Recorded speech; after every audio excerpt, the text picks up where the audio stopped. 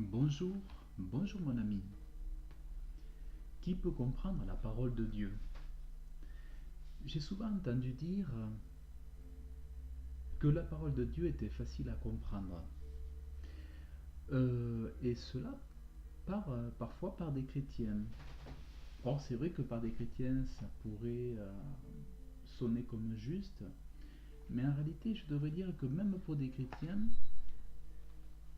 ce n'est pas tout à fait correct.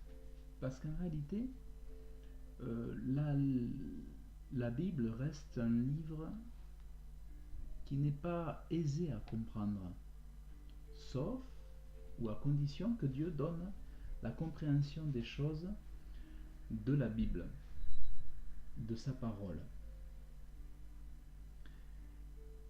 Et moi-même, j'ai fait l'expérience quand j'étais bien plus jeune que la Bible, lorsqu'elle m'avait été offerte, pour moi restait un livre fermé.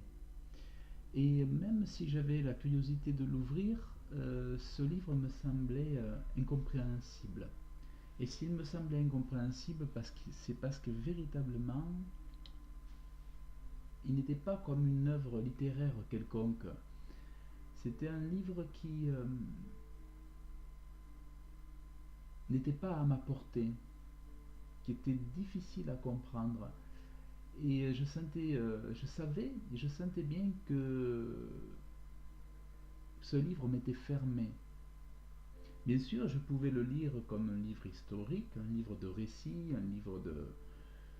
un livre pour apprendre quelque chose, pour savoir quelque chose à propos de la Bible, mais j'en restais extérieur et j'en restais comme séparé, et finalement sans en comprendre le fond, et je dirais aujourd'hui sans en comprendre l'esprit, sans en comprendre l'esprit du livre, sans en comprendre le sens, et sans en avoir l'amour aussi. Car là où la lecture de la Bible n'est pas conduite par l'amour et la passion de son auteur et l'amour des Écritures, son sens reste voilé, fermé, incompréhensible, ou alors à comprendre de travers.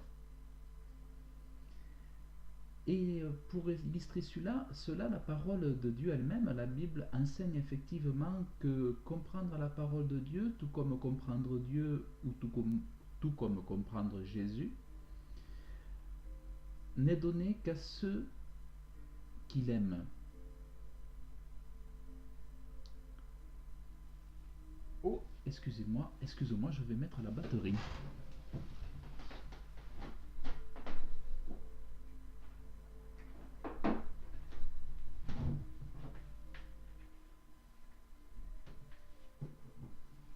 Hop là. Voilà, pardon. Alors, ce sujet pour moi est important parce que je voudrais rétablir cela et que chacun puisse quand même se souvenir que s'il était étranger à la parole de Dieu, s'il n'était pas chrétien, il n'en comprendrait rien ou moins. Et s'il en comprend quelque chose, c'est par l'Esprit de Dieu qui lui est donné. Et se souvenir aussi que comprendre la parole de Dieu, c'est un don de Dieu, c'est une grâce de Dieu. Avoir accès au secret de Dieu, autrement dit comprendre le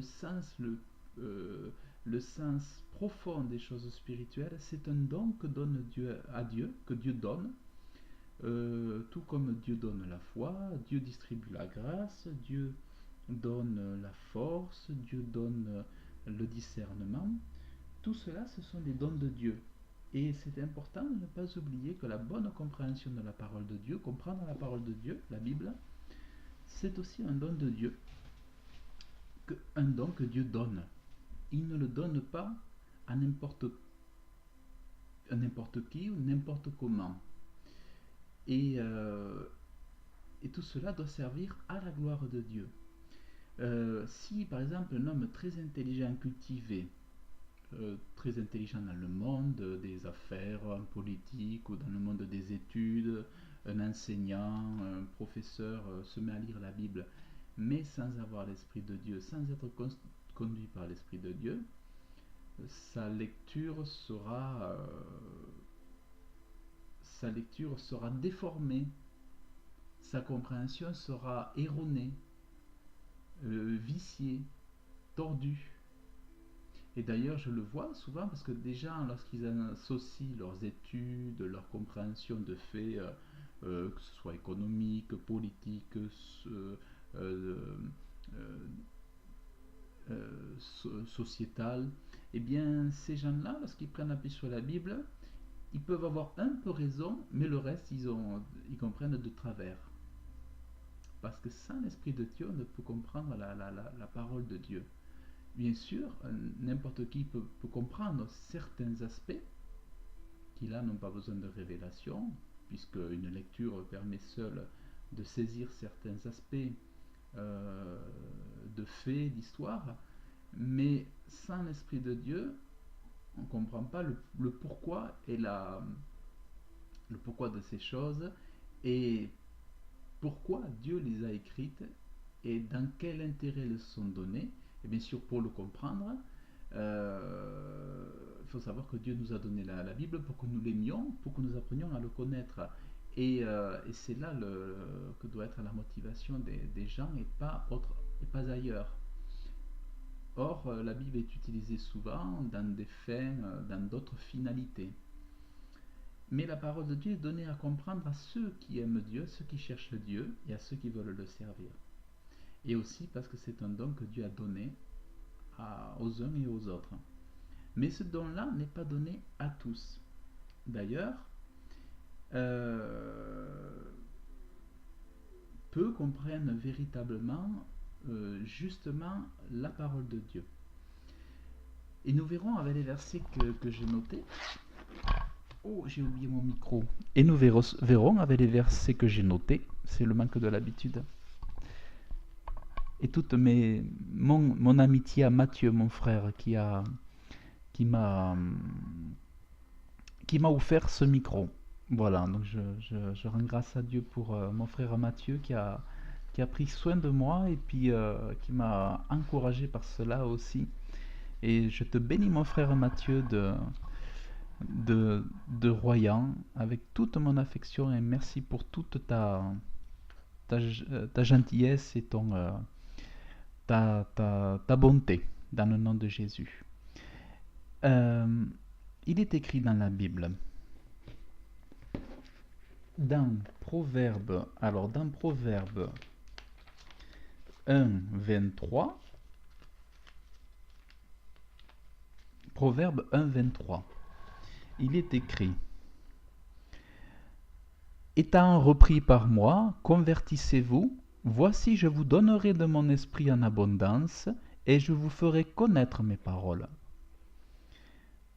Donc Dieu, pour faire connaître les paroles, donne son esprit.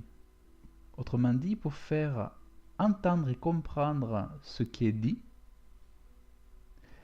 pour faire comprendre, Dieu donne son esprit. Seul l'Esprit Saint permet de comprendre les paroles de Dieu. Connaître, c'est avoir une intimité avec Dieu, comprendre ce qu'il nous dit, comprendre son message. Et cela n'est possible que sans l'Esprit de Dieu. Hors de l'Esprit de Dieu, il n'est pas possible de comprendre la justesse du message et de connaître la révélation de Dieu donnée par sa parole. Il est parlé ailleurs de l'esprit de révélation, ce n'est pas pour rien, parce que l'esprit de révélation, c'est tout l'opposé de l'esprit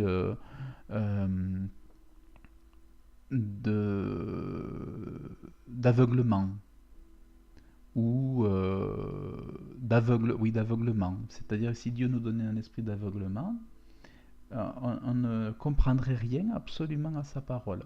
Mais en donnant l'esprit de révélation, et dans cet esprit de révélation, on peut comprendre la parole. Hors de l'esprit de révélation, autrement dit du Saint-Esprit aussi, on peut comprendre la parole.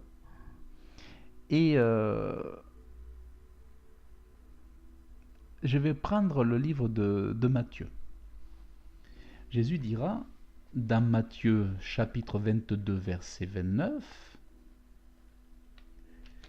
il faut remarquer que dans le verset du Proverbe 1 chapitre 1 verset 23, il est dit: je vous donnerai de mon esprit en abondance. Mais pour cela, il faut être véritablement converti pour comprendre la parole de Dieu. Il faut décider dans son cœur d'aimer Dieu, de le servir. Et de vouloir être honnête, droit devant lui. De ne pas lui mentir. C'est important. Et de désirer être vraiment intègre avec lui. Ça, c'est très très important. C'est pour cela que beaucoup se mettent à enseigner la parole, mais la tordent parce qu'ils n'en ont pas la compréhension du sens le plus droit. Parce que toutes les paroles de Dieu sont droites. Mais l'homme, quand il s'en mêle et qu'il prend la Bible sans la comprendre, sans l'esprit de révélation, va en donner sa propre interprétation, son propre sens personnel. Et au lieu de faire du bien à lui-même et puis ainsi qu'aux autres lorsqu'il enseigne, il va leur faire du mal, du tort. Ou alors il ne leur fera rien du tout parce qu'ils ne seront pas bénis par ces paroles. Jésus dira dans Matthieu 22-29, mais Jésus répondant leur dit: vous errez, vous êtes errants, ne connaissant point les Écritures ni la puissance de Dieu. Là, Jésus ne disait pas uniquement qu'ils n'avaient pas lu le livre, les Écritures saintes, mais cela sous-entend qu'ils ont lu les Écritures, mais qu'ils ne les ont pas comprises. Tout comme beaucoup aujourd'hui, hier ont lu le livre, l'ont lu peut-être jour après jour, mais ne l'ont pas compris. Ou alors, ils n'y ont pas ajouté foi. Tout livre ou toute écriture sainte à laquelle la foi n'est pas ajoutée tombe à terre et n'a aucun effet. Le tout, c'est d'ajouter foi à toute la parole de Dieu, parce que la parole de Dieu est avant tout vérité. Et que toute foi soit ajoutée à la connaissance. Connaître sans y ajouter la foi, cela est inutile et vain. C'est de la vanité ou de la connaissance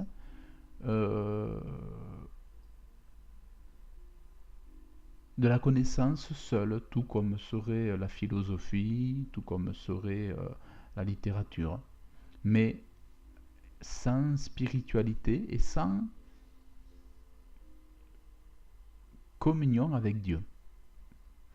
Sans communion vivante avec Dieu, s'il n'y a pas la foi ajoutée à la lecture de la parole de Dieu. Car la parole de Dieu doit servir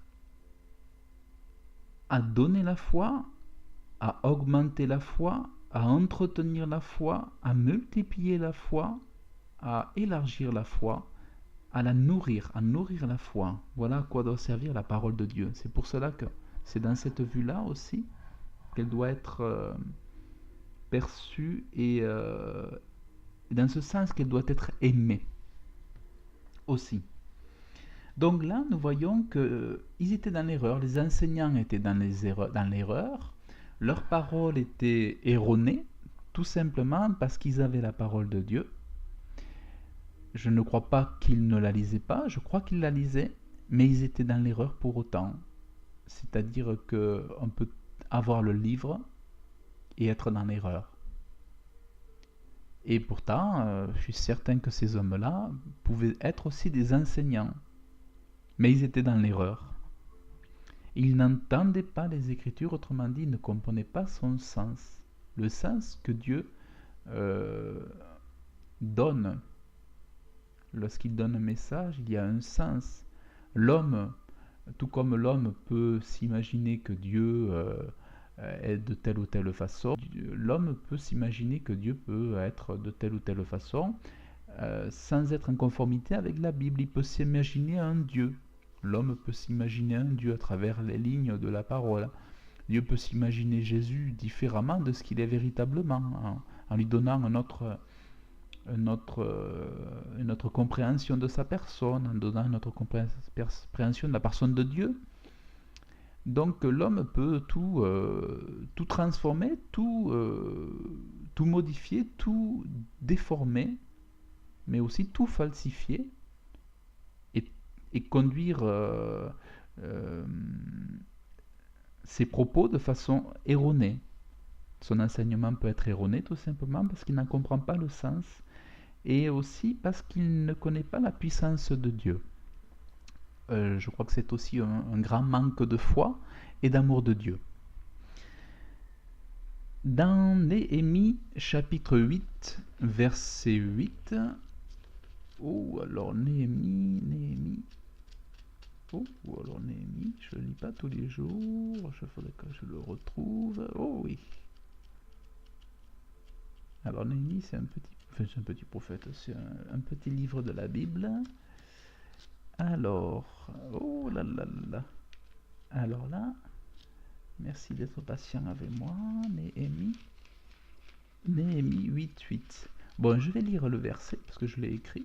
Mais je lis pas Néhémie tous les jours. Alors, il est écrit dans Néhémie, il, en parlant des Lévites, lisait distinctivement au livre de la loi de Dieu et ils en donnaient le sens et faisaient comprendre la lecture. Voyez, le travail des Lévites, c'est ce que nous sommes appelés à être, les enfants de Dieu. À l'époque, ils enseignaient au peuple, alors ils lisaient le livre. En ils lisaient le livre, parce que c'était des hommes de lecture, ils savaient lire, ils savaient lire. Les autres semblent véritablement n'avaient pas forcément les écritures, donc eux les lisaient et ils en donnaient le sens, parce que le sens n'était pas automatique. Le sens n'était pas du tout automatique. Et monsieur, je suis bête. Esdras, Néhémie, ça me vient. Pourquoi je le trouve pas? Il a sauté. Alors, pourtant, je connais ma Bible, mais alors là, je la connais pas assez. Oh, alors, donc là, ils en donnaient le sens. Vous voyez, ils donnaient le sens parce que s'ils n'avaient pas donné le sens, ils n'en auraient pas connu, le peuple n'aurait pas connu le sens de la parole. Autrement dit, la lecture seule de la parole de Dieu ne suffit pas à comprendre le sens. Le sens est donné par ceux qui ont l'esprit. Plus il y a l'esprit, plus il y a abondance d'esprit, plus le sens est donné. Plus le sens est compris par le peuple en étant expliqué par ceux qui ont l'esprit pour bien expliquer le sens et afin que cette parole fasse du bien aux uns et aux autres.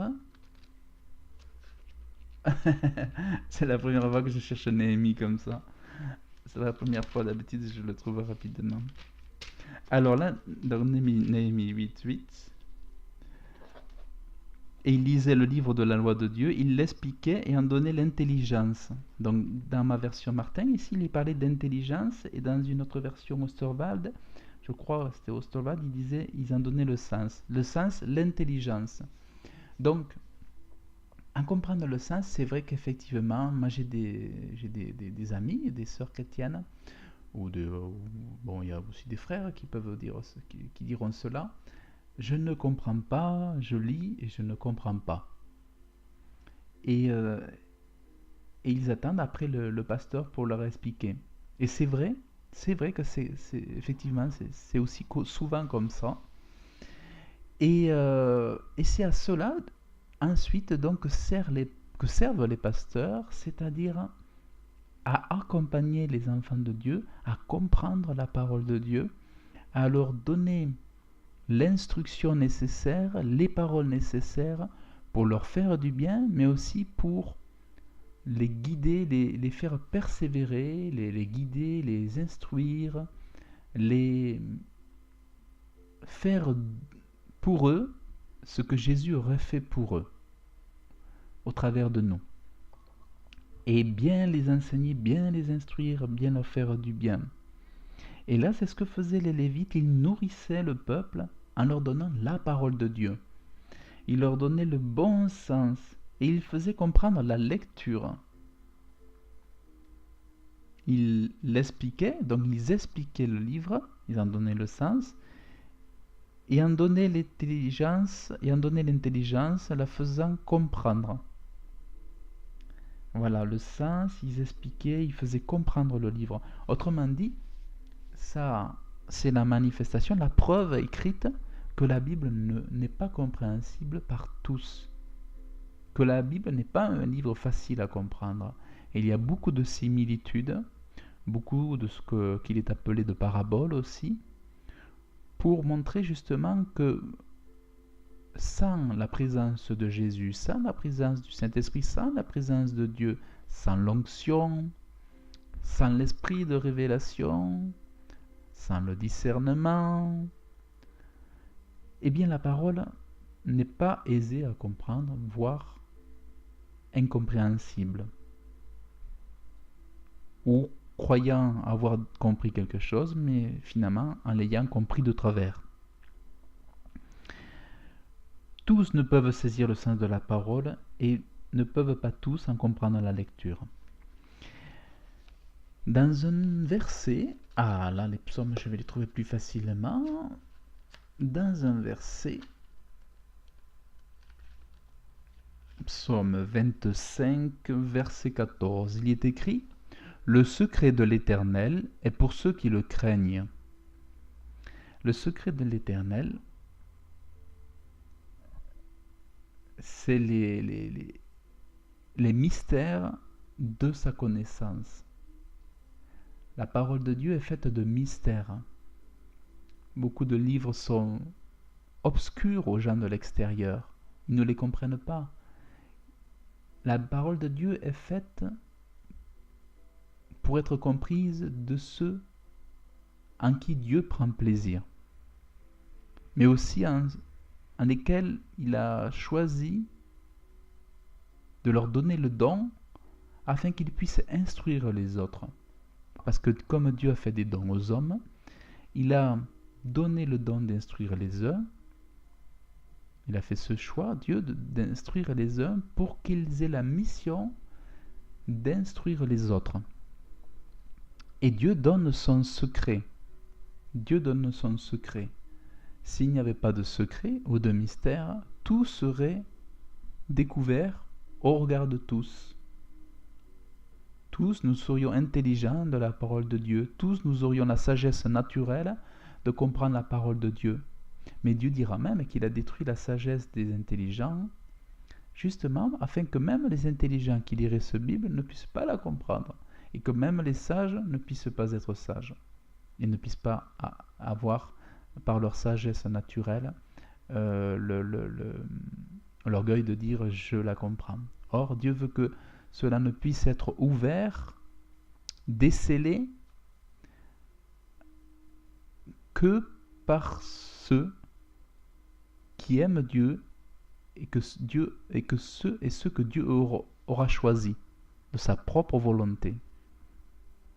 Parce que la parole reste un secret incompréhensible à ceux qui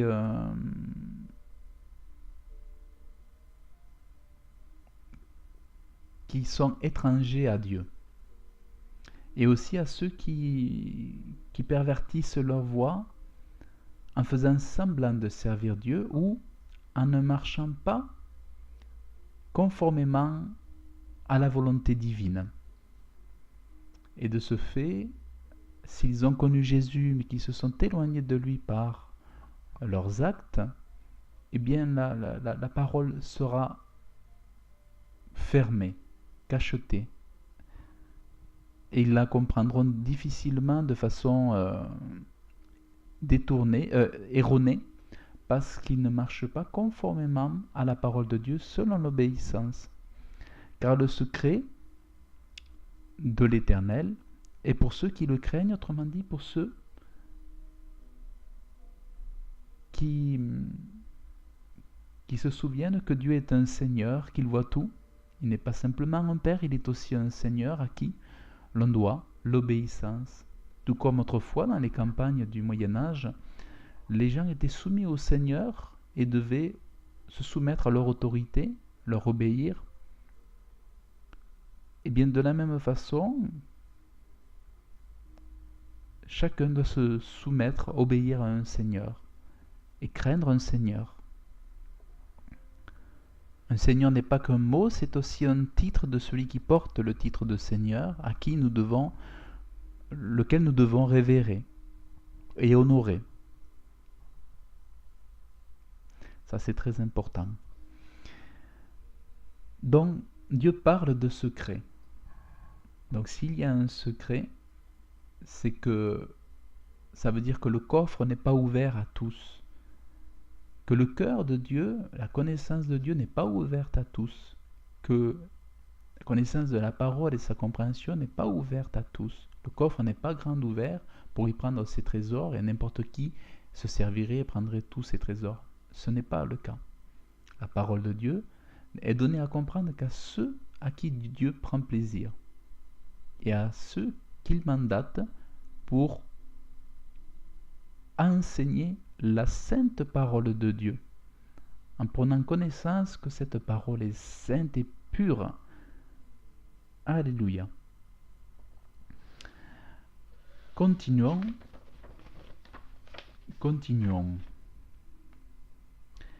Dans les Actes des Apôtres, chapitre 8, nous en avons une illustration. Nous en avons une illustration claire. Une illustration claire de ce qu'il a été dit jusque-là. Actes chapitre 8, verset 31. Et là, c'est Philippe qui parle à un homme éthiopien. Un homme éthiopien qui est sur son chariot.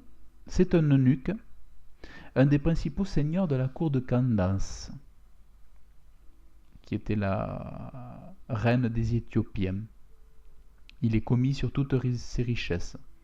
Et il était venu adorer à Jérusalem. Donc c'était un homme pieux, d'une grande responsabilité, qui s'occupait des choses de la reine des Éthiopiens.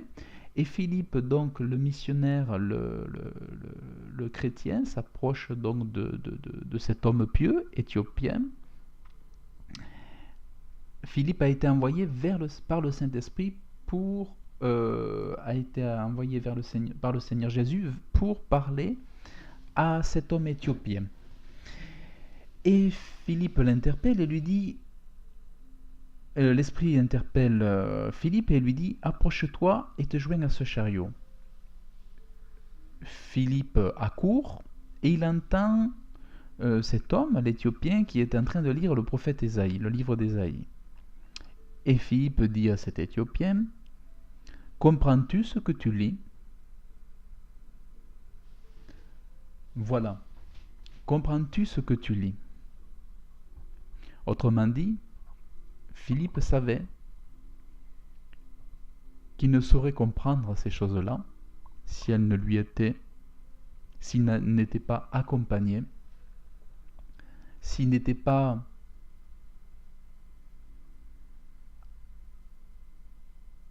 entouré de quelqu'un ou accompagné de quelqu'un pour lui en donner le sens et l'intelligence, comme nous l'avons lu dans le livre de Néhémie. Et effectivement, en comprends-tu le sens? Comprends-tu ce que tu lis? Parce que Philippe savait que l'Éthiopien ne comprendrait pas. Il ne peut pas comprendre le livre. Pourtant, il aime Dieu, il sert Dieu. Mais il y manque quelque chose. Il y manque là ici une révélation, un enseignement. Donc la lecture du livre d'Ésaïe, la lecture seule ne suffit pas. Il faut que Dieu apporte, qu'il révèle son secret, que le secret de Dieu soit ouvert, que le coffre là où il y a tous ses trésors, ses mystères et ses secrets soit ouvert pour qu'il puisse en saisir son secret. Et là l'Éthiopien répond, Mais comment le pourrais-je comprendre si quelqu'un ne me guide? Voilà. Dans cette histoire vraie, l'Éthiopien, tout simplement, qui est un homme de bonne renommée, un homme de réputation, un eunuque, un des principaux seigneurs de la cour de Candace, eh bien cet homme ose, il le dit. Comment le pourrais-je comprendre? Il n'a pas honte de dire je ne comprends pas. Comment le pourrais-je comprendre si quelqu'un ne me guide? Et effectivement,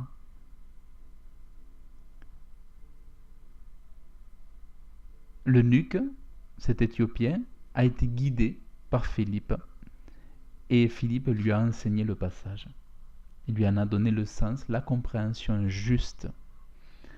Parce que le principal de la parole de Dieu, c'est en comprendre le sens juste pour ne pas faire de fausses doctrines et enseigner de fausses choses, de mauvaises choses qui ne sont pas agréables à Dieu et qui ne sont pas à la gloire de Dieu. Nous trouvons dans Matthieu chapitre 11, Matthieu chapitre 11, Matthieu chapitre 11, verset 25.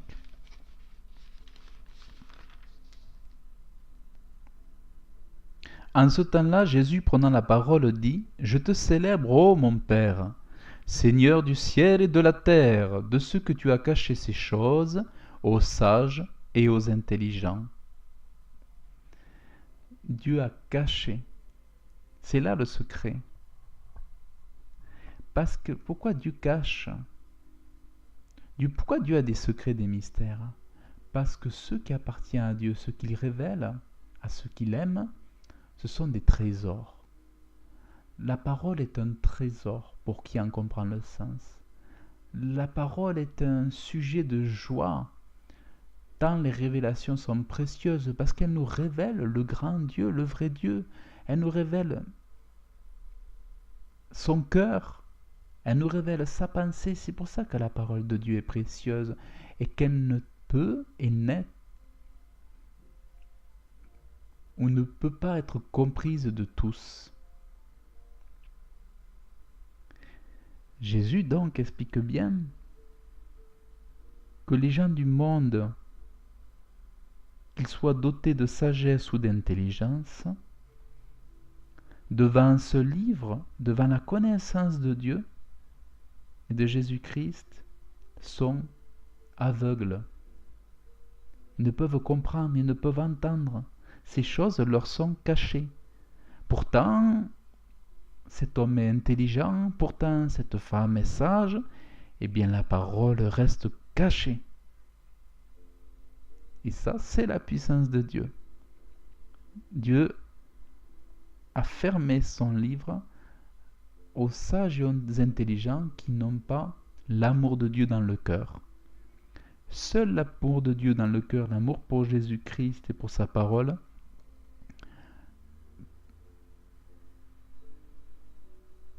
permet de comprendre sa parole et d'en comprendre son sens. Mais Dieu l'a révélé, sa parole donc, tu as caché ces choses aux sages et aux intelligents, mais tu les as révélées aux petits-enfants. Quand Dieu dit « soyez comme des petits-enfants », c'est ça, soyez tels que je vous veux, dans la foi, bien disposés à me faire confiance. Et les petits-enfants, là, ce sont les chrétiens. Tu les as révélés aux chrétiens qui se sont fait petits-enfants pour toi, parce qu'ils sont tes petits-enfants, et tu en es leur père. Et nous sommes des petits-enfants de Dieu. Nous avons foi. Foi en l'invisible, foi en Dieu sans l'avoir vu, foi en Jésus-Christ sans l'avoir vu.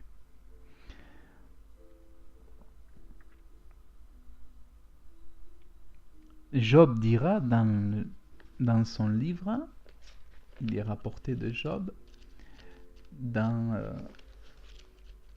Job chapitre 17, verset 4, « Car tu as caché à leur cœur l'intelligence,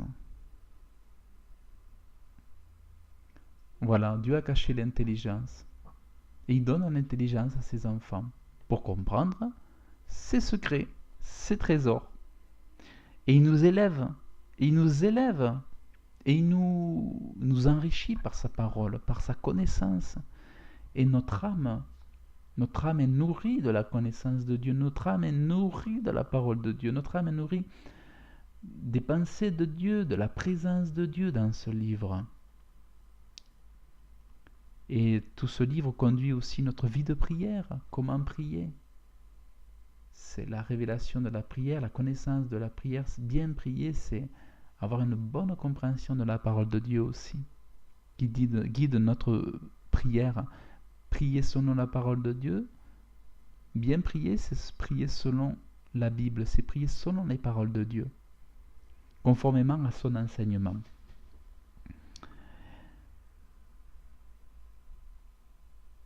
Et il est écrit dans Ésaïe 29, Ésaïe chapitre 29, verset 14. Ésaïe 29, verset 14. C'est que la sapience de ces sages périra, c'est-à-dire la sagesse, la sapience de ces sages périra devant la parole de Dieu. La sagesse de l'homme naturel est anéantie devant Dieu. Sa sagesse n'est plus suffisante pour faire le poids devant Dieu et devant sa parole. Sa sagesse ne saisit pas le sens. L'intelligence disparaît devant la parole de Dieu, devant la compréhension de son livre, devant la compréhension de ses secrets.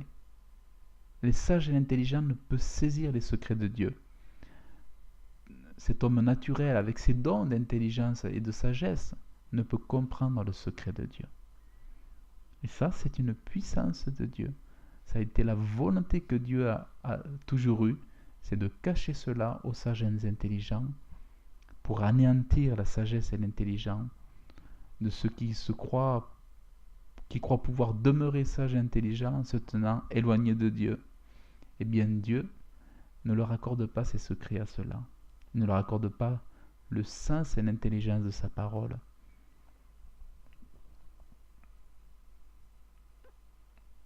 Et nous retrouvons cette parole dans le livre des Corinthiens, où l'apôtre Paul rappelle cette parole de l'Ancien Testament d'Ésaïe, dans 1 Corinthiens chapitre 1, verset 19.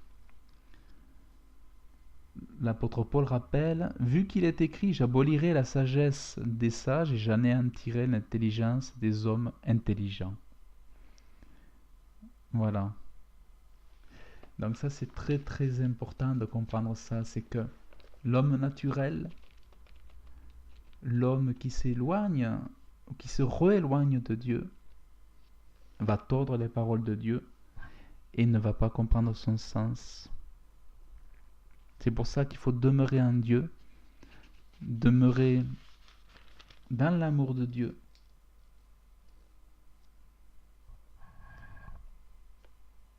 Et à ce moment-là, on reste dans la justesse, on reste dans la juste compréhension des choses de Dieu. C'est important pour avoir une bonne vie chrétienne et bien marcher. Il faut bien comprendre la parole de Dieu et puis chercher à plaire à Dieu en vivant une foi vivante jour après jour. Et une bonne démonstration aussi de ce que nous disons jusqu'ici, c'est dans le psaume 119, au verset 18. David, inspiré par le Saint-Esprit, dira « Dessille », autrement dit « ouvre mes yeux, afin que je regarde aux merveilles de ta loi ». Autrement dit « Ouvre, afin que je voie, que je m'émerveille devant ta loi, que je m'émerveille devant tes paroles. » La loi ici, c'est la vérité, c'est la parole de Dieu. C'est la parole de Dieu, communiquée par Dieu. Parce que Dieu a donné sa parole épurée pour que l'âme se rassasie de la parole de Dieu comme un festin. La parole de Dieu, c'est comme un festin. Et les hommes de Dieu savent que la parole de Dieu est là pour nous faire énormément de bien et pour nous tenir proches de la présence de Dieu, nos pensées tournées vers Dieu. C'est cela qui est important. Et là aussi, cette prière que David a faite, toi aussi, fais-la. Ouvre mes yeux, afin que je regarde aux merveilles de ta loi. Afin que je me régale de ce que tu enseignes. Afin que ma foi s'agrandisse dans les choses que tu m'enseignes, les choses dont tu me parles. Afin que je puisse les partager avec les autres. Et nous voyons dans la démarche de Jésus, Jésus nous montre bien que la parole de Dieu n'est pas faite pour être comprise de tous. Et que Jésus ne saurait être compris de tous les hommes qui l'écoutent ou qui l'écouteront. Si bien que Jésus parle en ce qu'on appelle des similitudes, des paraboles. C'est des images qui ne sont comprises ou qui ne sont données à comprendre que par ceux à qui Dieu a donné de son Esprit Saint. Dans Matthieu chapitre 13, verset 3, en parlant de Jésus, il est écrit, il leur parla de plusieurs choses par des similitudes. Des similitudes. Et Jésus, plus loin, dira dans le verset 11, c'est parce qu'il vous est donné de connaître les mystères des royaumes des cieux. Voyez, on retrouve connaître, comprendre les secrets, les mystères. La parole de Dieu est faite de mystères. Et Dieu, dans sa bonté, veut nous nourrir. Il veut nous nourrir de ses secrets, il veut nous nourrir de ses mystères. Pour que nous ayons part à son héritage, à cet héritage, celui des enfants de Dieu, c'est-à-dire de comprendre Dieu, de connaître Jésus-Christ et d'être enseigné par lui. Car cela est l'enseignement qu'il nous donne, c'est son enseignement, l'enseignement du Père à son enfant. Et il est bien parlé de mystère, la parole de Dieu est faite de mystère. Dieu aime à cacher et nous devons chercher, creuser et découvrir ces mystères et découvrir ces secrets avec l'aide de Dieu, avec le concours de Dieu, dans la communion avec notre Dieu. Et Jésus continuera dans le verset 13, c'est pourquoi je leur parle par des similitudes, à cause qu'en voyant ils ne voient pas, et qu'en entendant ils n'entendent point, et ne comprennent point.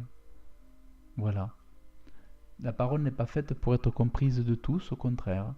Elle est faite pour être comprise uniquement de certains, ou de quelques-uns.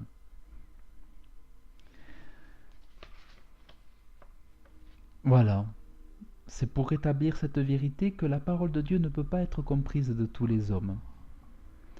La parole de Dieu est donnée de comprendre à ceux à qui Dieu a fait le don, mais aussi à ceux qui ont à cœur de craindre Dieu, de l'aimer, de le suivre, et qui ont soif de le connaître, de l'aimer, soif de le servir. Et que Dieu soit béni pour ses dons, que Dieu soit béni pour ses grâces. Merci mon ami, merci mon frère, merci ma sœur, et merci à toi. Merci de m'avoir accordé ce moment. Que Dieu te bénisse abondamment dans le nom de Jésus-Christ. Amen.